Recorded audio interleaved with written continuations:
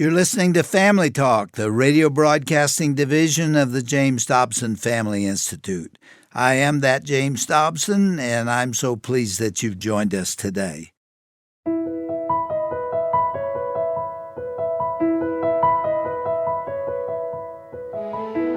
Welcome to Family Talk, the broadcast division of the Dr. James Dobson Family Institute. I'm Roger Marsh. Hope you had a great weekend. Of course, the start of the new week also means for many kids, it's the beginning of a new school year. Kids will be coming back to school and finding what their friends did over the summer. It's really a truly exciting time. And I hope you'll take a moment and say a prayer for the kids who are returning to the classroom this year, even this week. And also, be sure to pray for their teachers as well. Pray for their safety and for many positive and enriching experiences that will help shape the minds and hearts of tomorrow's leaders. Now, if you've spent any time around your own kids, you know that they are all so different. And so their learning styles are going to be different as well. Now, this can be overwhelming for parents when you come to that realization. It can be a challenge for teachers, too, as they try to instill valuable lessons into the minds of their kids and students.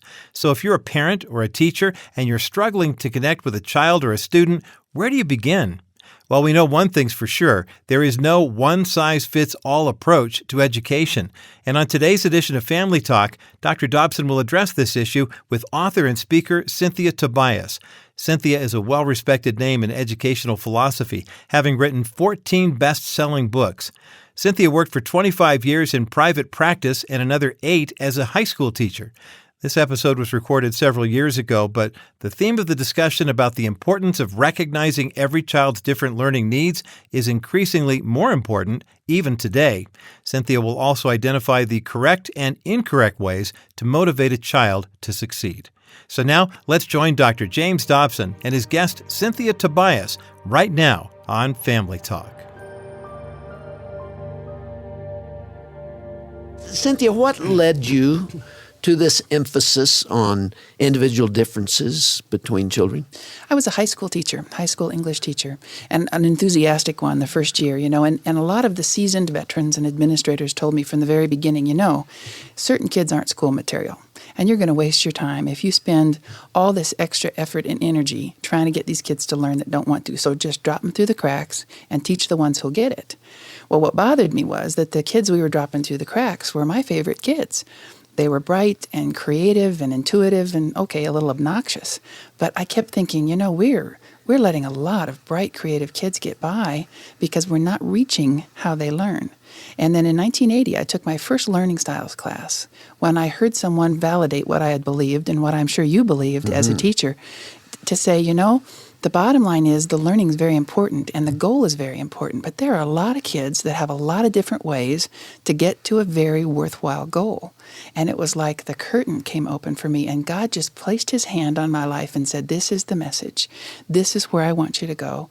And I often kid about it. When I first started, I was a freshman at Northwest Nazarene College in Nampa, Idaho in 1971. Told the Lord I wanted to be a writer. Didn't want to do anything told else. him. I told him, that's right. I said, I don't want to be a teacher anymore. I want to be an editor of Good Housekeeping or something. And of course, before I even was through my first freshman year, I knew I was supposed to be a teacher. So 20 years later, almost to the day, is when The Way They Learn came out. And it's like God said, what would you have written about? He had a calling and a message and a ministry for me, but it took 20 years of teaching and discovery to find out what that was. You spoke on that subject on the tape that I was talking about. You gave a presentation to an audience. It was very funny, but it resonated with people. We had 45,000 requests for that tape, and especially to teachers who have stood in front of 35 kids, as you and I have, and wondered how to reach each one of them because they are so different. You can't really generalize. I mean, there's some categories, but they're so unique, and you really have to study the individual child, don't you? You do, and it's not as hard and as complicated as it sounds, but you do have to have an open heart and a willing mind to realize and honor the diversity that God built within us from the very beginning. If I had to kind of summarize your theme, well, let me take a run at that and see if this is accurate. We have misunderstood in the past how complex human beings are, and therefore we've kind of group them in simplistic categories like lazy and temperamental and bratty and all the words that we use. The truth of the matter is they're much more complex than that. Yes. And that they are a combination of influences and forces, hormonal forces and urges and drives and inclinations and desires and inherited characteristics. I'm convinced of that. And all that and the biochemistry of the body is interplaying to craft that individual. And if you're really going to meet that child's needs and you're really going to get the most out of him or her, you have got to understand who you're dealing with. Exactly. Does that kind of put it into words? Absolutely. In fact, in the new book on page 24, we have a picture of a puzzle and a lot of different pieces saying that, we have a lot of pieces that aren't even labeled yet. We have some learning style pieces, which are kind of the fundamental framework. We have personality, which is different, and temperament, which is different, and gender and birth order. And then there are pieces that don't even have a name yet, because we know we can never take just one test or one way and figure out what a person is. There are too many complexities and shades. Okay, bring that down now to the practical level with parents. How can they get to know those kids? They haven't studied what you've studied, and they haven't had the experience, many of them, that you've had. How can they know what that particular child, they know they're not reaching him or her. He's not studying, he won't work at home, he's hyperactive, whatever the characteristics are. How can they hone in on the individual? Two things that are real simple and sound maybe almost too obvious. One of them is the chances are good that there's at least one child in your family that will be nothing like you. So if you have a child who won't go to their room, he won't go to his room and do his homework, he won't do it quietly, that's probably what you would do, but what he doesn't want to do. The second thing that's real simple is just start watching. You don't need a formal test or even to read a book to know when your child is happy and when they're content and when they're productive, not even with homework. How about when your child is playing happily, when they're most satisfied? Take notes, mental notes, or even jotting them down. Who's around? What's the environment like? Are they working with somebody? And keep track of that in almost a journal type entry. In a month or two, you're going to see, or maybe even a week or two, you're going to see some patterns emerge. You begin to understand a little more about what I have observed, Cynthia, is that the parents who have the kids that are most different from them, especially the mother being most different from a child, usually a daughter, the friction occurs out of that gap. It's a blind date between mother and baby because the mother would never have behaved that way, would never have responded. Well, the child's not doing what I would have done in that same situation. Exactly. And it's very difficult to understand. And sometimes there's a term that's used by child developmentalists, goodness of fit. Exactly. Sometimes those personalities don't mesh like they should because the kids are so different from the parents. And then it's a wonderful thing that we have a God who has a lot of mercy and a lot of grace, because many parents wonder, they're very frustrated. How will I can never understand how this child thinks. Fortunately, you don't really have to. You need to accept it, and you need to trust God in His infinite wisdom to help you deal with it. But one of the things I remind people in the beginning of the new book is that the things that are most annoying about your child right now are most likely what will make them most successful later. I found in working in corporate America, that you get hired for most of the things you got in trouble for in school. Aggressiveness, individuality, talking creativity. Too much. Exactly. Tinkering with things. And an awful lot of very successful executives won't even talk to you about how they did in school. Every child can succeed. Do you really mean what it says here? Making the most of your child's learning style. Every child can succeed? Absolutely. Every single child. What about the hardcore underachiever who just ain't gonna? You've met him or her, haven't you? Yes, I have. It's usually a boy. We have to ask ourselves again, who's deciding what success looks like? What is the definition of success? And what's the point? And if you get a kid like me who's got a pretty strong will, and you've determined for me what I have to do in order to prove I'm successful, what if I just decide I'm not going to do it because you can't make me? Cynthia, you have a strong will? Yes, You're tough, that. Cynthia? Is that right? I was a nice, quiet kid. You couldn't have traced half the trouble back to me. But I know as a child and I know as an adult that I don't have to do anything except die, which I'm willing to do.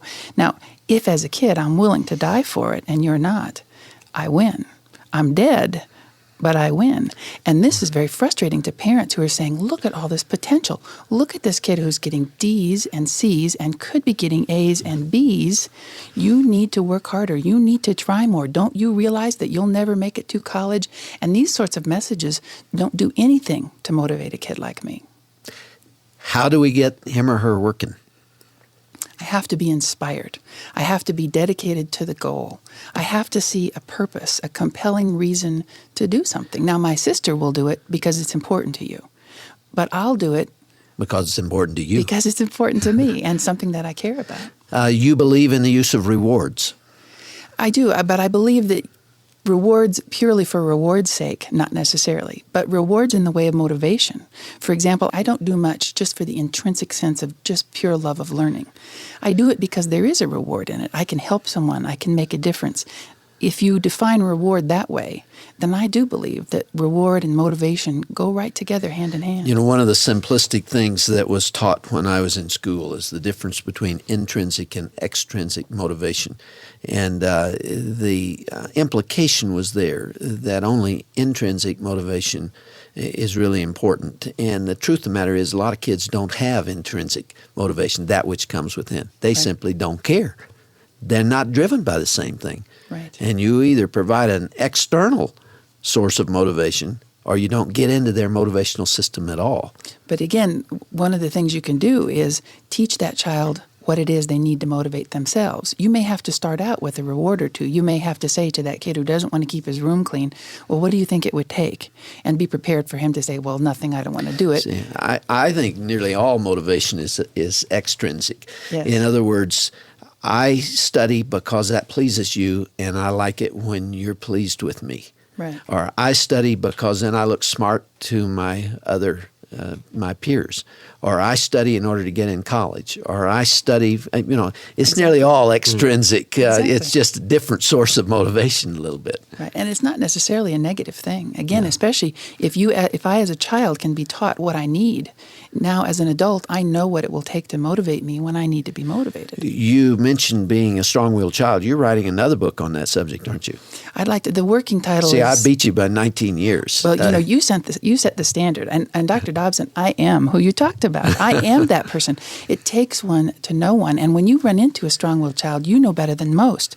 You have a wonderful kid. I mean, we're talking strength of conviction. That's right. Determination. And if you can direct that into the paths of righteousness, you have a kid who's going to change the world. And what worries me is I wonder how many teachers and Sunday school teachers, how many strong-willed kids are we driving away inadvertently because we don't understand how their mind works, because we don't understand that we can't approach them in exactly the same way as we can a more compliant child. You talk a little bit here about attention deficit disorder. You've got some thoughts on that. There are an awful lot of parents out there that are struggling with a child with ADD, or at least they think they are. Comment on it. It worries me. I've talked to several leading pediatricians even in the last several months who are not just concerned but alarmed. In fact, I had 2 different pediatricians say to me, I worry that with this much casual diagnosis and this much medication, I worry that we're trying to substitute medication for parenting. And are we really doing a good job as educators of helping parents know how to give those kids strategies? Now, you and I both know there are kids who really, truly have some problems that must have intervention. But what if for every kid who truly needs it, what if we're putting 9 or 10 on top that are just inconvenient or a behavior problem? I think we have to be careful. One of the stories I give in the book is if I take my children to the shoe store and the shoes don't fit, I can't change the foot, but I can't let them go barefoot. They need to wear shoes. I need to change the style to fit the foot. What I'm worried about is that in education, traditionally, we offer very few styles. So we insist that your child choose one of these styles. Now, if none of these styles fit you or your child, well, then you're going to have to alter your child. Well, let's run with that. I think we have time to do this. In your first book, you talked about 5 learning styles, I believe. Was it 4 or 5? 5 different models. 5. Well, why don't you run over those very quickly and see if parents maybe identify with one or the other? Very quickly, we did the environmental preferences, that not everybody needs to study at a desk, and some people like brighter light, and some people need to eat or drink while they're working. That's why you can actually have a child who will do homework in front of the television with a can of diet soda and actually get the work done. That's me, by the way. If I'm in my office all day, I have C-SPAN or I have CNN or I have television going, and I write books with the television 7 feet away, and I do better with noise. Yeah. Right, and it drives Shirley crazy because she's got to have it absolutely quiet if she's going to think. Exactly. And the point is, you get done what you need to get done. Yeah. Does it matter if it's exactly the way everybody else wants it? We talk about modalities, and those are familiar to most listeners.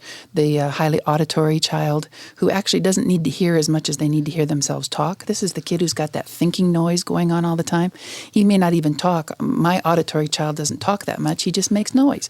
There's something in the back seat all the time. The bop-bop-a-doop-bop, the highly visual kid who looks like a daydreamer in class, but I'm trying to get a mental image of what you're talking to me about, and you didn't show me anything.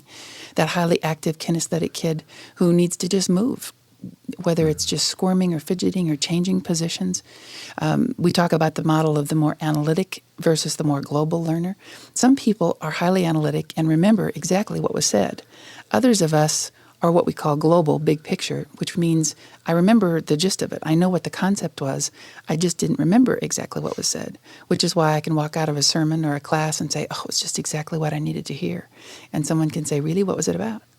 Well, I told you it was exactly what I needed to hear. You didn't tell me I was going to have to tell you what it was about. You need to warn me ahead of time what details to listen for. As a learner, you need to talk me through things instead of handing me a manual to read something, because I don't read directions much. I just look at them and go, so what did these say? Can't you just interpret for me? Again, in school, if you're highly analytic, you have a much better chance of looking a lot smarter than if you're highly global, because the teachers get frustrated with you. Why do you always ask for your own set of questions? Why can't you just sit down and read something, for heaven's sake, that I put together for you? And this can be frustrating. We talk about the Gregoric model, which is the concrete versus the abstract. The person who's more literal. Just say what you mean. I don't want to look between the lines and read in hidden agendas. Those people hate poetry. That's right. They love prose. That's right. And figuring out what it means. What do you mean? What does it mean? Just read the words. Versus the abstract, who's very good at picking up on hidden agendas and intuitive in between the lines. The sequential person, step by step, beginning, middle, end, versus the more random person. As long as you get it done, does it really matter? If you have to go every single step, do I have to balance my checkbook as long as I'm not overdrawn? I mean, does it really matter that every single month I have to write every single thing down? When you put those combinations together, we have 4 in the book. We talk about the highly concrete and sequential kid, the abstract and sequential kid, the abstract and random, and the concrete and random. And then, of course, we just barely touch on the multiple intelligences, which are the many different ways of being smart. You know, that's not only true of children, but it's true of adults as well. That's and right. It's like a basketball coach. You know, if in the NBA, if Kareem Abdul-Jabbar, the greatest center of all times, was asked to play guard out front, he wouldn't have made the NBA. Exactly. You know, because he wouldn't handle the ball that well. And but you put him under the basket, and he's the best of all time. So you got to know how to fit people to the job. And we're not trying to level the playing field. We're trying to choose the right positions. Just as you say, a quarterback is not going to do a kicker's job very well. Okay, Cynthia, we're coming very near the end. Let's do a global look at your 3 books, The Way They Learn, The Way They Work, and Every Child Can Succeed. If we're talking to a parent right now who says, I don't know that child, I don't know how to reach him or her, something's not working, which of those 3 books would be a place to start to understand that individual? The Way They Learn would be the starting place as far as identifying, and then Every Child Can Succeed would give you the nitty-gritty, very detailed strategies on what to do with it.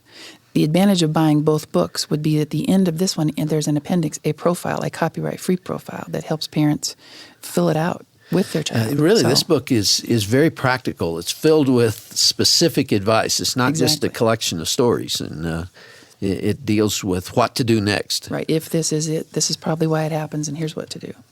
And you find tremendous resonance with parents on these subjects. Tell me what they say to you. I've had some great letters. I had a letter from a lady just the other day who she heard the little sound bite that the Briargate Media put out, little back-to-school specials. She wrote the letter. She says, I can't tell you how much I love Every Child Can Succeed. She said, I was in my car listening, and you came on talking about the book, and I turned the car around and drove to my Christian bookstore right then. And she said, in 24 hours, I had read the book. And she said, and she proceeded to tell me about the child that she was concerned about and how it had made a revolutionary difference. And of course, that's what we live for. That's what we're in this whole ministry for. It sure is. And that must be very gratifying to you. Yes, because again, it's not me. I mean, the thing I love is that I didn't make any of this up. I mean, it's all solid empirical research done by great scholars, but it's pretty boring for the average person to go to the intellectual cul-de-sac and read. I just brought it out to the street where everybody lives and translated it.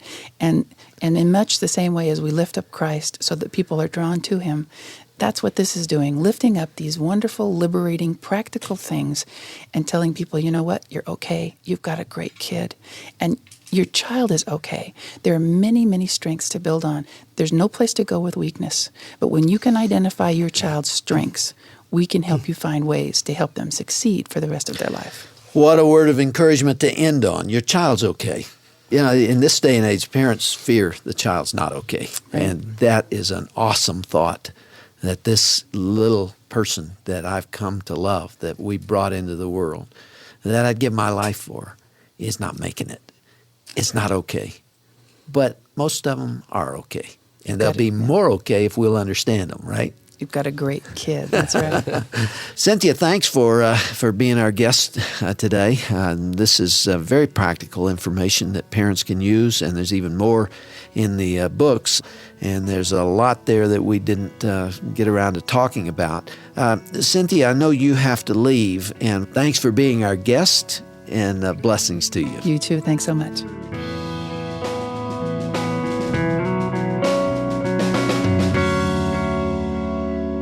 Well, I hope today's conversation has been encouraging to you if you're a parent or if you're a teacher who's been struggling to connect with that child in your life.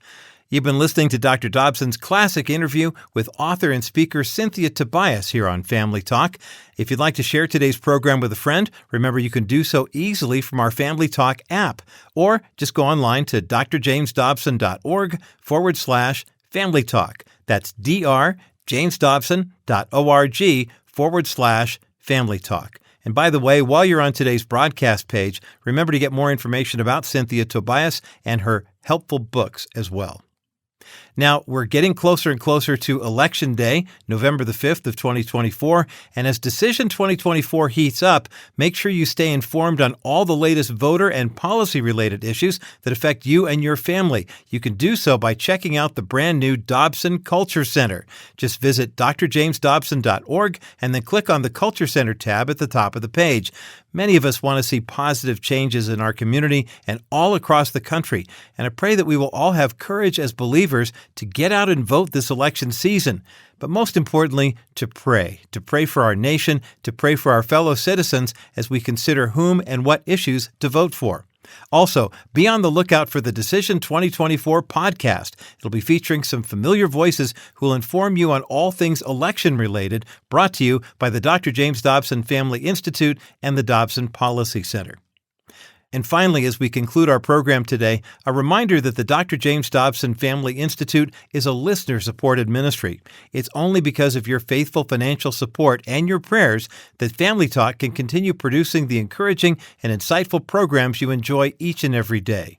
Please prayerfully consider partnering with us financially. When you give to the JDFI, your tax-deductible donation helps us maintain a strong Christian voice in the public square, and that influence can literally transform lives. Every dollar you donate will help us as we fight for the cause of the sanctity of human life and also traditional marriage, God-ordained gender identity, and a biblical worldview that we as parents and grandparents can teach to our children and grandchildren. You can make a donation online through our secure website at drjamesdobson.org. That's drjamesdobson.org. Or give us a call and make your contribution over the phone. 877-732-6825. And to send through the U.S. Postal Service, our ministry mailing address is the Dr. James Dobson Family Institute, P.O. Box 39,000, Colorado Springs, Colorado, the zip code 80949. Well, we're just about out of time for today, but I want to encourage you to join us again tomorrow for the conclusion of Dr. Dobson's powerful conversation with author Cynthia Tobias. Here's just a brief preview of what you'll be hearing on tomorrow's classic program. If you've done your homework and you've done the best you can in rearing your child in the nurture and admonition of the Lord, it is important to surround them with love and with Scripture and with prayer. For instance, as a strong-willed kid, I need to know that I may have a propensity to get in trouble if I use my strength of will in the wrong way. And it may be especially easy for me to do that depending on what crowd I fall into. But the time that you can spend really helping your child get to know who she is and what her strengths are will help her stay committed to the God who designed her in the first place. It's going to be a great program. We're also going to hear Dr. Dobson and Cynthia Tobias answer questions from a studio audience. That's coming up tomorrow right here on Dr. James Dobson's Family Talk. I'm Roger Marsh. Thanks for listening.